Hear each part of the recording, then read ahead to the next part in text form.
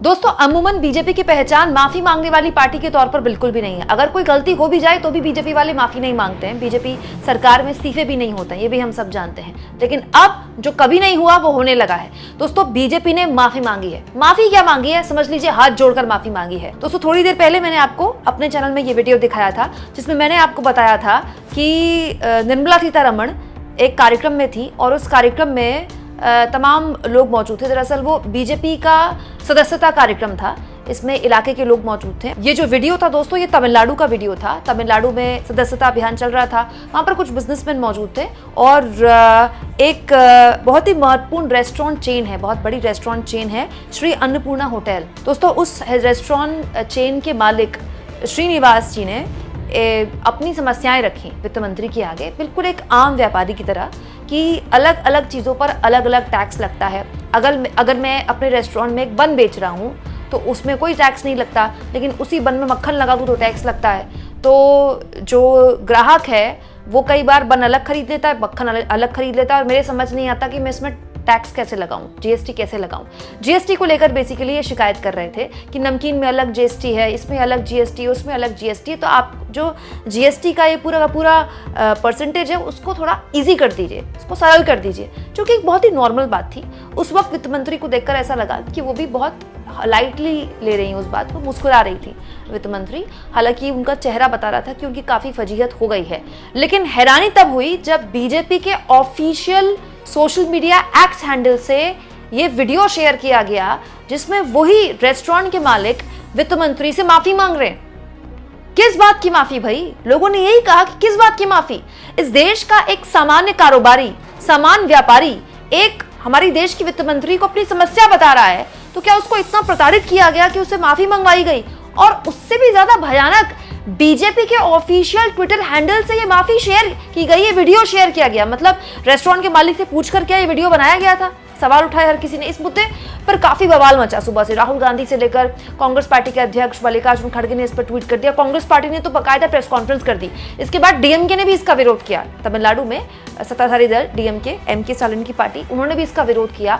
हालत ये हो गई कि बीजेपी के तमिलनाडु के प्रदेश अध्यक्ष को इस पूरे के पूरे मामले में सामने आकर माफी मांगनी पड़ी और कहना पड़ा, बीजेपी तमिलनाडु की ओर से मैं अपने पदाधिकारी के काम के लिए ईमानदारी से माफी मांगता हूं, जिन्होंने एक सम्मानित व्यवसायी और हमारे माननीय वित्त मंत्री के बीच एक निजी बातचीत को साझा कर दिया। मैंने अन्नपूर्णा रेस्टोरेंट सीरीज के सम्मानित मालिक थिरु श्रीनिवासन अवल से बातचीत की है ताकि गोपनीयता के इस अनजाने उल्लंघन के लिए खेद व्यक्त किया जा सके।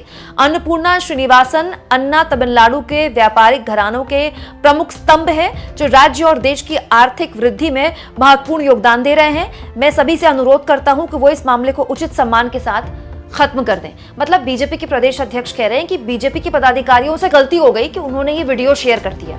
तो उससे भी इंपॉर्टेंट दोस्तों, सबसे पहले तो बीजेपी के प्रदेश अध्यक्ष को ये पूछना चाहिए कि वो जो वीडियो साझा किया था, ऐसा तो है नहीं कि गलती से कोई क्लिक हो गया। कोई वीडियो अपलोड करते हैं आप तो उसमें आपको पहले अपलोड के बटन में जाना पड़ता है, फिर आपको अपने फोन की गैलरी में जाना होता है या सिस्टम की गैलरी में जाना होता है, वहां से वीडियो को अपलोड करना होता है। ऐसे तो है नहीं कि कोई गलती से बटन दब गया। तो जिसने अपलोड किया किस उद्देश्य के साथ अपलोड किया? क्या ये इस उद्देश्य के साथ अपलोड किया कि देखिए इस व्यापारी ने हिम्मत की हमारी वित्त मंत्री से सवाल पूछने की, तो देखिए हमने इनसे माफी मंगवा ली? अगर इस उद्देश्य के साथ अपलोड किया तो अचानक से उद्देश्य बदल गया। अगर ये मामला सोशल मीडिया में ना आता, हमारे जैसे यूट्यूबर इस पर वीडियो ना बनाते, कांग्रेस पार्टी और डीएमके इस पर विरोध ना करती, तो क्या माफी नहीं आती?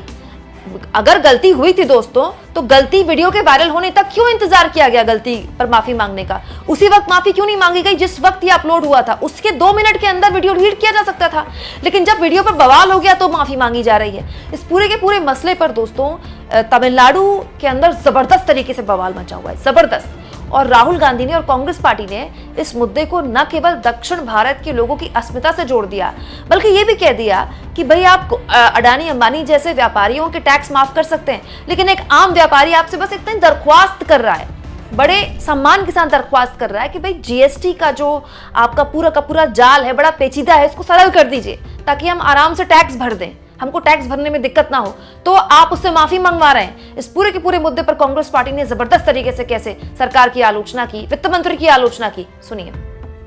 67,000 crore money that 10 sick companies owed to public sector banks are bought by Adani at under 16,000 crore rupees at over a 74% haircut. Adani buys companies. That's the loss incurred by India's public sector banks, 74%. And look at how small, medium enterprises, small businesses are being humiliated, disrespected, and intimidated. I just want to put two figures before you and then I will make the statement in Hindi. In this country, corporate tax has traditionally been higher. The corporate tax collection has been higher because corporates make far more money than people like you and I do, who pay normal income tax. But guess what? The latest figures from the government of India tell us that income tax collections were 3.46 lakh crore rupees, whereas corporate tax collection was 2.10 lakh crore rupees. Much, much lower than income tax collections. When Manmohan Singh demitted office, corporate tax collection was 35% of all taxes collected. Today it is at 26%. Income tax was at 21% of all taxes collected. This is direct tax. It's now at 28%. The reality is that India's poorest, half of India which is poor, pays 64% of GST. And this is what the government is doing. Coaxing taxes out of you, intimidating, humiliating, disrespecting small businesses, making them bow before them, simply for asking questions that anybody in public life, anybody in public service should answer. I will make the very, very simple statement in Hindi now.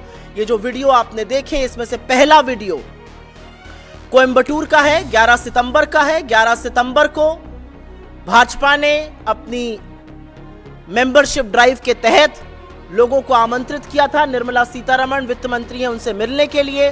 Coimbatore के तमाम business भी उसमें आए थे। उसमें से एक Shri Annapurna sweets के वहां के ओनर श्री श्रीनिवासन जी थे। उन्होंने खड़े होकर अपनी व्यथा बताई। उन्होंने कहा कि मेरी एक मिठाई की दुकान है, वहां पर मीठे पर 5%, नमकीन पर 12%, प्लेन बन पर 0 और अगर क्रीम लगा तो उस बन पर 18% जीएसटी लगता है। तो कई बार तो कस्टमर बन अलग और क्रीम अलग ले लेते हैं, हमें तो समझ में नहीं आता कौन सा जीएसटी लगाएं। और उन्होंने ये भी कहा कि इतने जटिल के जीएसटी के चलते हमारा कंप्यूटर भी फंस जाता है, इनपुट टैक्स क्रेडिट करने वाले इनकम टैक्स ऑफिशियल्स को भी नहीं समझ में आता है, तो जीएसटी की रेट को थोड़ा सरल कर दीजिए। ये एक छोटे मध्यम लघु उद्योगपति हैं और वो ये बात, ये व्यथा अपनी इस देश के वित्त मंत्री के सामने कह रहे थे। वित्त मंत्री ऐसा प्रतीत हुआ वहां पर कि उनको कोई इससे आपत्ति नहीं थी, उन्होंने कुछ हंसी मजाक भी किया।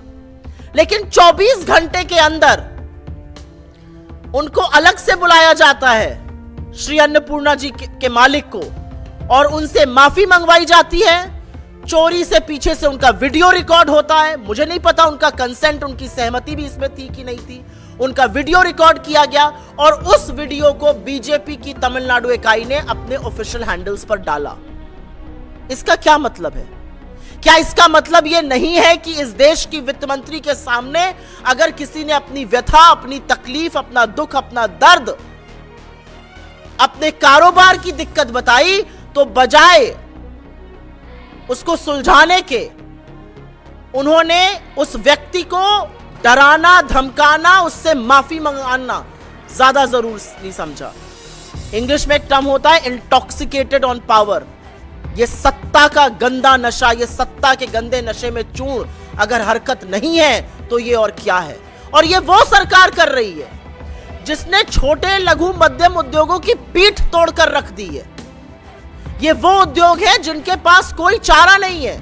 इन पर आपने नोटबंदी का कहर ढाया, इन पर आपने टैक्स टेरर बरसाया, इनके ऊपर आप रेड करते हैं, इनके ऊपर आपने गलत जीएसटी लागू करके इनके कॉस्ट ऑफ टैक्सेशन को भी बढ़ाया।